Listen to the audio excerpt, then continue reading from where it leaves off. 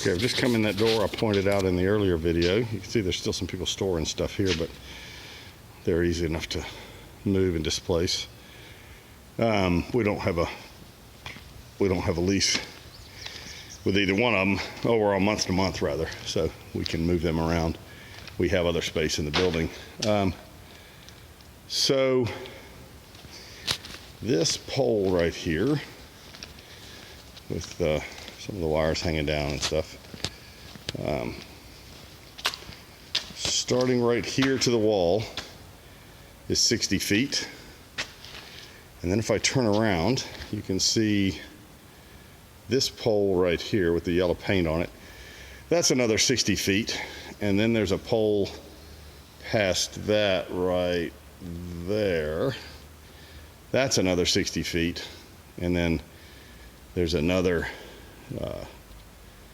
I said 200 feet. I think it's 240 actually.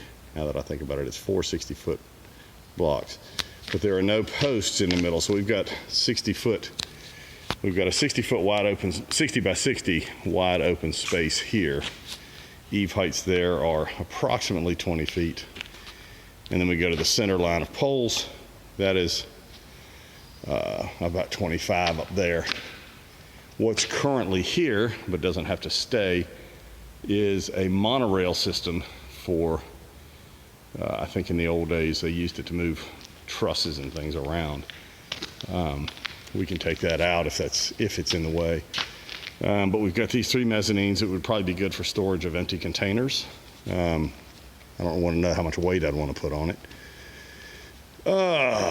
What you're not seeing is office space. We are a long way from that.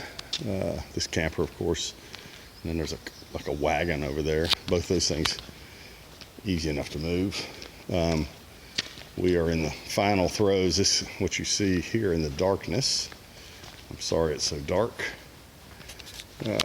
This right here is the sprinkler cabinet for this is 2 zones of sprinkler system.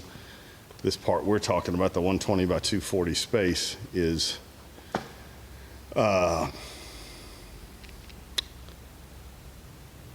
sprinklered by this cabinet, and then with the rest of it is sprinklered by a different cabinet.